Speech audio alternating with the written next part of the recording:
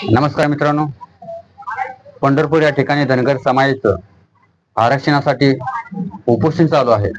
या ठिकाणी 6 उपोषणकर्ते गेल्या 5 दिवसांपासून धनगर समाजाला आदिवासी समाजामधून आरक्षण मिळालं पाहिजे या मागणीसाठी उपोषण करत आहेत।